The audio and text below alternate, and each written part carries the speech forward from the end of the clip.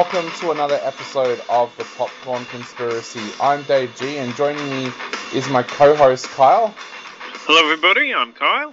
And today we're going to take a look at, I guess, what you could call one of the most anticipated films to land on Netflix in a while. That is Glass Onion, which is part of the Knives Out franchise put together by director Rian Johnson.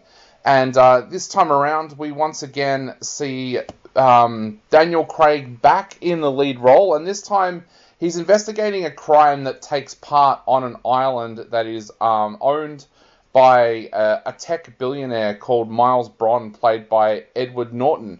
Now, this is one of those films where I don't want to give too much away from the story, because I know a lot of people out there who have basically said when they've gone to watch this film, they've seen too much or they've heard too much about it already, and it ruins a lot of it. So I think I will leave the summary at that. Like I said, Daniel Craig's character goes out to Edward Norton's, Miles Bron's island to solve a crime, and we'll just leave it completely at that. Now, mate, I know you loved the first Knives Out, and you could not wait to head out and check out Glass Onion in the cinemas. So tell us a little bit about what you thought about Glass Onion. Yeah, I really enjoyed it. If anything, I think I maybe enjoyed it a little bit more than Knives Out. It's kind of a thing, like, I know that there's a lot of, like, negativity around, Rian Johnson's movies in some way. I think it's just, personally, I really like his movies, because even though he doesn't make movies that are like, really, like, they don't have the perfect script. They're not full of, they're not free of contrivances or any kind of plot holes. But he makes entertaining films, and that's kind of what I really liked about Knives Out, and I liked even more about Glass Onion is that it was just a fun murder mystery movie, and. Yeah, again, it's like it's like full of twists and turns and surprises, and even like I enjoyed this one a lot more because for the main thing is, like what you were saying, this one I didn't actually get spoiled before going to see the movie like I did last time. So no, I really enjoyed this one. What about you, dude? I don't think I enjoyed this one as much as what you did. I loved the first Knives Out, but I think the reason I loved the first one is because it played out almost like an Agatha Christie style mystery, whereas this one, to me, I don't know, it didn't feel the same. I really felt in this one that that Blanc's character wasn't explored the same way as it was in the first film. But I think one of the things I also found with this one was I didn't feel as invested in the characters, and that's not saying that I didn't enjoy the characters, because I thought characters like Duke Cody, Dave Bautista's character, and Birdie J, Kate Hudson's character were real standouts. But I just found that I was more emotionally invested with the characters in the first film, and I don't know if that's because there were actors in that like I love. But I don't know, I just found this to be a really, really different film, and that shouldn't be, I know that's not a negative in itself, because sometimes if a film is completely different in a franchise, that's good, and we don't know what he's going to do with this Knives Out mystery series. Maybe every film will have its own identity, but I think it was just more that I didn't feel as invested. I loved all the surprises, like you said, the cameos and people like Serena Williams popping up in the film at different times. I loved that aspect of it. It just didn't have that same kind of old school murder mystery feel that I got with the first one. Yeah, I mean, I guess with Knives Out, that was the movie that he wanted to make, and I don't know how long he'd been planning on making that one. Whereas this is definitely one that's only been made because Knives Out was such a runaway success. You know, like, this one wouldn't have been made if he wouldn't have made this movie if the original film hadn't have made, what, 300 million or something at the box office. It was a crazy popular film. So yeah, I guess this is one that in a way he's just kind of thrown it together. Yeah. So in a way, I can understand. Yeah, the characters and even maybe to some extent the casting might not have been up to the same level as the original one. Also, of course, as many films we're going to be seeing for the next couple of years, this one I'm sure was influenced or affected by COVID in some way. Yeah. And although that's something I kind of liked about this one is that it did reference that a lot. Yeah. It doesn't really work it into the plot as much as it probably could have, but it's kind of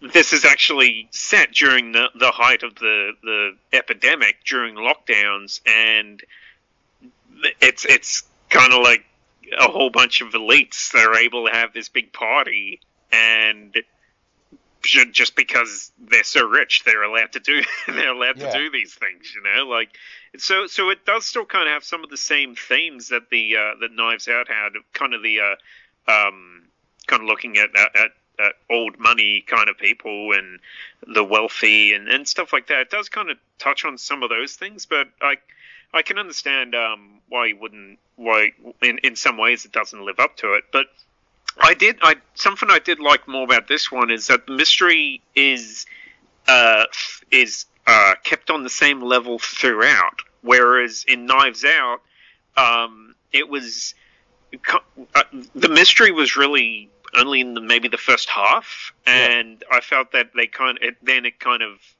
subverted your expectations, became like a chase movie for the last half, and then kind of reverted back at the end. But in this one, the mystery and the kind of whodunit stuff is kept the entire time, and I really appreciated that more this time. Yeah, I love what you said about the pandemic being recognized in this, because I just finished watching the entire third season of Jack Ryan, and that was filmed during the pandemic, the same as Glass Onion, but there's no reference to it at all. So it's like Jack and his team just basically jump from country to country, like with no talk of isolation or anything like that. Whereas in this film, you've got a character at the start who even says, like, oh, I hope I don't get caught going to this island because it's not going to look good with the voters, kind of thing. I liked that, and I remember, like, there was a heist movie that came out during the pandemic as well, where they played on the pandemic and Locked Down. I think and I like that because and there's a couple of TV shows that I've watched just recently where they haven't specifically mentioned the pandemic, but characters have been wearing masks and things like that, and I like that. I like the fact that they're incorporating what's going on in the world in the storyline rather than ignoring what's going on. The other bit that I found with this one was I thought the mystery was a bit weaker in this one. There was a huge article written last week that I read, and after reading it, I kind of agreed with it that without giving anything away, the killer in this movie, like from what happens before they get to the island, the killer is so obvious that a probationary constable could have worked it out. Like, this article basically was written by a crime expert, and he said, like, when you look at the crime and what actually happened, there's only one person that has a motive to do it. So, I think that was something that I found with this one as well, was I picked that very early. I like the surprises that happen once you got on the island, but I picked very, very early on who the killer was. Because that's it was hard for me to say with Knives Out because it was spoiled for me before I actually watched the movie. But that was a kind of an issue that I had with Knives Out, is that how the story was formed. There, past a certain point, there was only so many characters that it could have been. Yeah. It was maybe to a lesser extent a problem than what it might be in this movie, but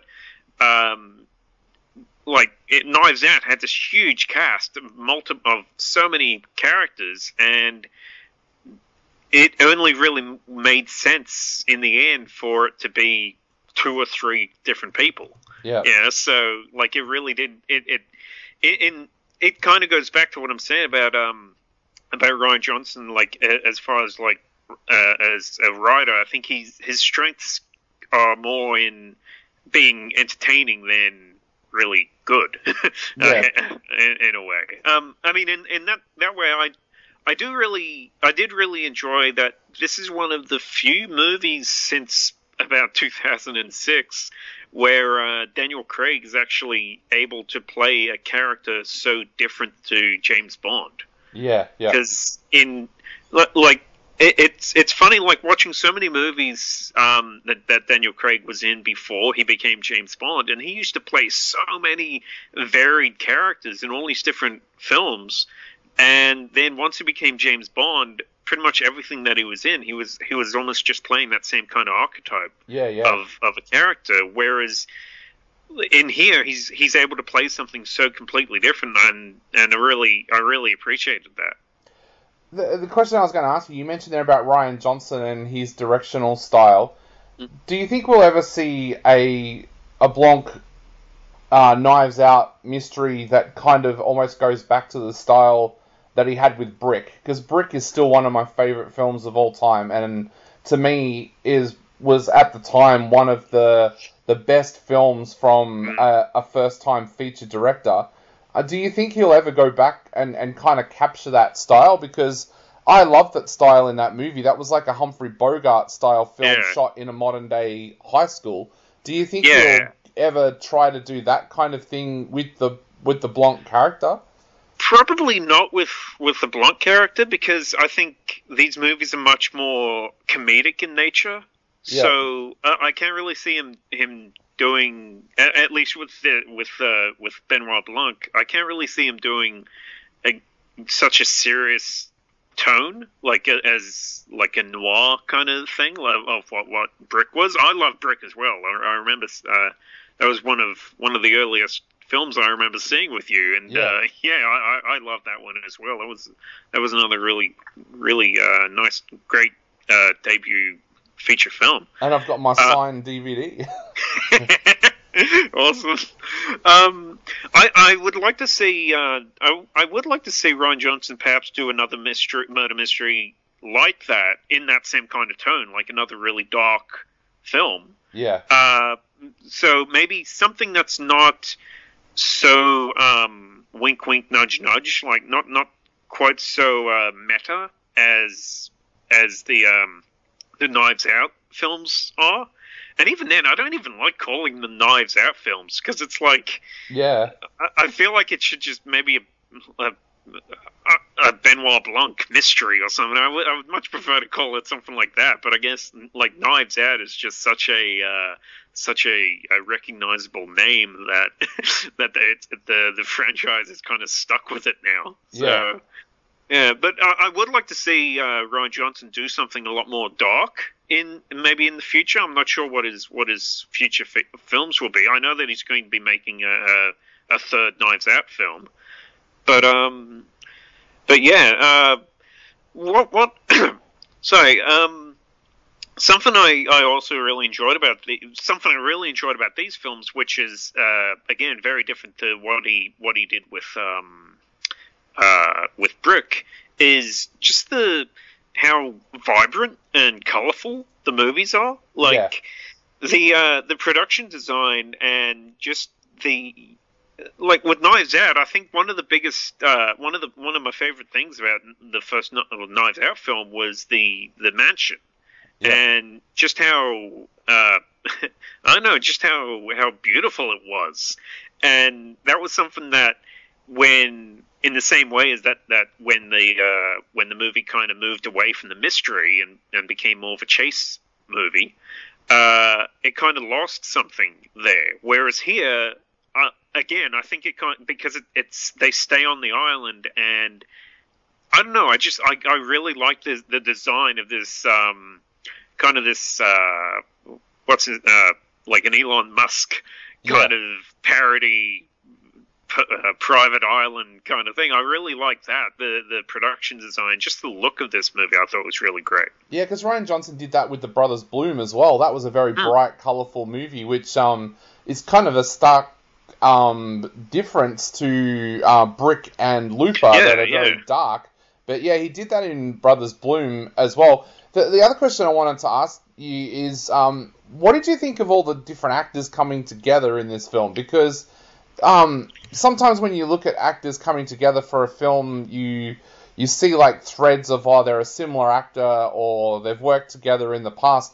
This is like such a weird put together of characters, of actors. Like, I guess Daniel Craig, Edward Norton, you kind of think, yeah, they go together, but then they've thrown Dave Bautista in there, Kate Hudson, Hugh Grant is in there for a bit as well. It's like, what did you think of that mixture of actors? And the other question I wanted to ask too, seeing it's come out of this film, is a lot of the early reviews said that Dave Bautista is now a better actor than The Rock and John Cena. He's come out and said there is no effing way that he's better than The Rock. But what are your thoughts on these actors, like, all coming together? And what's your thoughts now on Dave Bautista? Should he be considered a serious actor now? Well, yeah, I love the casting in this, like Catherine Hahn and yeah, as you say, Kate Hudson, Dave Bautista, Edward Norton. There's so many big names in this movie. I guess that's something that the franchise is going to kind of be like the MCU of, like, the franchise will end when it runs out of recognizable cast members that it can put in the film. No, I love just. I really do enjoy this film. The casting in this. Another character in this movie of Peg, played by Jessica Henwick. This is like the third movie that she was in 2022 with the Matrix Resurrections and The Quiet Man, which she's kind of like a minor character in it, but really stands out. And as well as all the kind of like wacky cameos that are throughout it, it really is like an entertaining film in that regard, as far as, like, it doesn't take itself too seriously. And I think a lot of the criticism towards it is people taking it too seriously in that way. As for Dave Bautista, that was something I remember when he first did the first Guardians of the Galaxy movie. He did a whole lot of acting courses and training and all that stuff because he really wanted to do a good job. He didn't want to just be some meathead wrestler that got, you're playing the strong man in this movie. You know, like, he really did want to be a good actor in the film. And I think, of course, being his body type, he is. It's a pity he does get relegated to a lot of like cheap B movies and things like that. But he has also proved himself quite well in a lot of other films, like even family comedies like that My Spy movie that he did. He was really good in that as well, like a lot better than what you would expect it to be. And Stuber. That was another one. Yeah, he's getting big blockbusters outside of the Marvel universe too. Like, he was in Blade Runner, he was in Dune. So I think it's a worthy conversation to have now that I don't know if he's better than The Rock, but I would probably put him up there alongside The Rock now as where it comes to star pulling. Yeah. I mean, like, The Rock's definitely, like, Dwayne Johnson's definitely more of he can lead a massive blockbuster movie a lot more than Dave Bautista can. But Dave Bautista has been in a lot more respectable movies, I guess you would say, than Dwayne Johnson has. Yeah, because he was messing around with films before Guardians too. He was in I probably shouldn't mention this, but I'm trying to praise the guy. He was in one of the worst films I've ever seen, My Son, What Have You Done, the Michael Shannon film. But he also did The Man with the Iron Fists. Oh, yeah. Yeah, I forgot he was in that, yeah. Yeah, like, so obviously acting was something that he was wanting to do for a while, and, I mean, I'm probably going to get my head punched in for saying this, but let's be honest, wrestling is acting.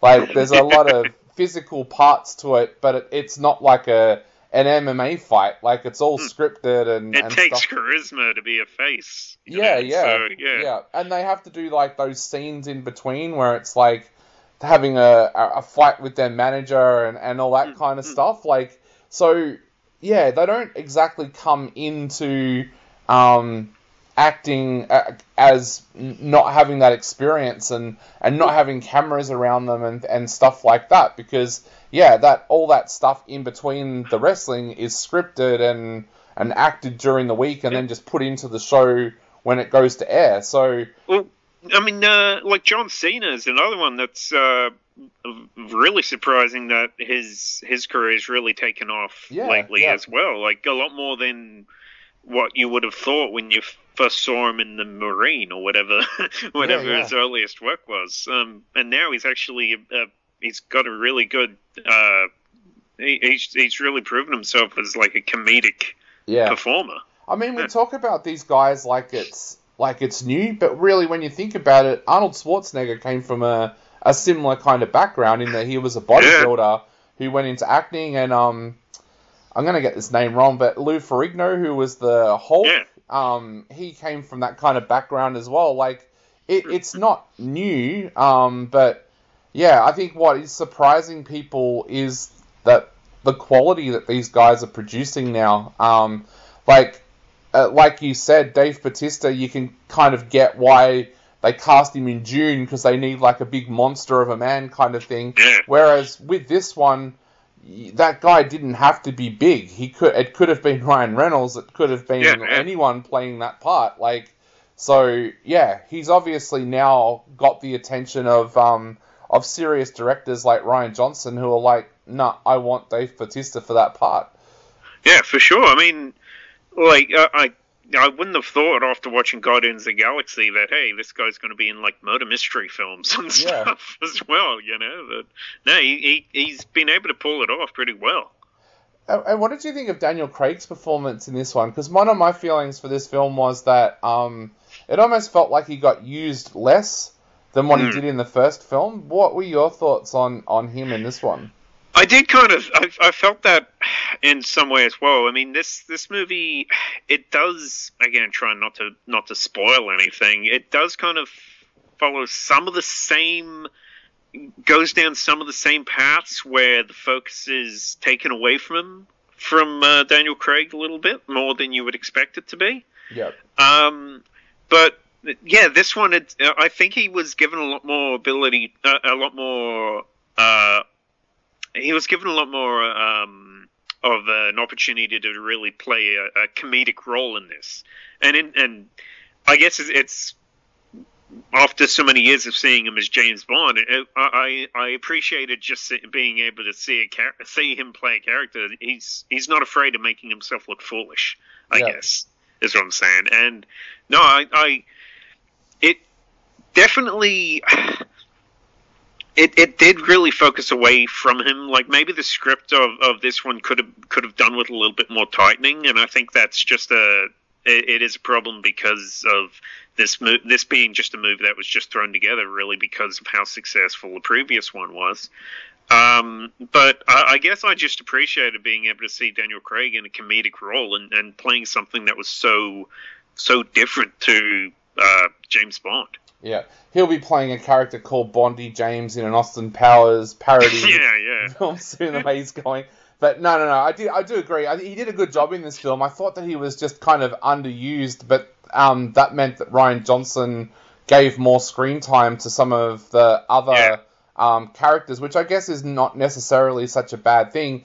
I just couldn't ever imagine that happening in something like Murder, She Wrote or the Poirot mysteries or something like that, where the character goes missing for a while. But I guess that leads us into the big questions now. What are you going to give this one out of 5 and why?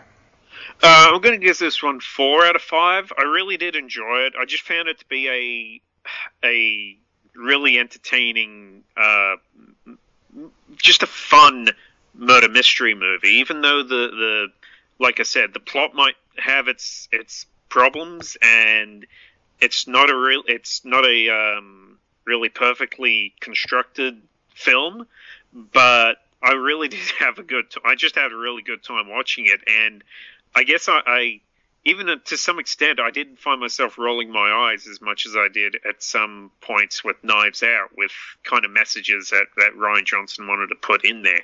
Like this, it was just a fun movie, and that's all I kind of was looking for going into it. So, 4 out of 5 from me. What did you think of it, dude? Yeah, I'm going to give it a little bit less. I'm going to give it 2.5 out of 5. I'm going to give it a pass, but yeah, I think it's because I love Knives Out so much, and I think I gave Knives Out 5 stars. But yeah, I just didn't warm to this one the same way. I'm going to go back and rewatch it, because I know a couple of people who have gone back and watched it and liked it better the second time because they knew what to expect. But I really want to see what Rian Johnson's going to do with this franchise. I think I read the other day that he's now been contracted by Netflix to do a few more of them. He has. Yeah. So if he does a different style with every film in the franchise, I think it will help explain this film. Like, I don't think he'll ever go to the extremes of like the Fast and the Furious, where we have suddenly he's on a space shuttle or something solving a crime. But it'll be interesting to see where he goes, because it'll look even weirder if this one is completely different to what all of the others are like as well. Like. Like I wonder whether down the track this is just going to become a franchise that people become interested in because they want to see who's in the next one. I'm really hoping that Rian Johnson can rein that in and once again show people that he is a really, really talented screenwriter and coming up with good mysteries for Daniel Craig to solve, if that makes sense. So, anyway, that's our thoughts on Glass Onion. I know a few people out there have been asking what we thought of it, so that is our thoughts. Kyle gave it, did you give it 4? 4 out of 5, Yep, and I gave it 2.5. We'll see where Rian Johnson goes with this franchise, but for now, that's been this episode of the Popcorn Conspiracy. I've been Dave G. And I've been Kyle. And we'll be back soon with another episode of the Popcorn Conspiracy.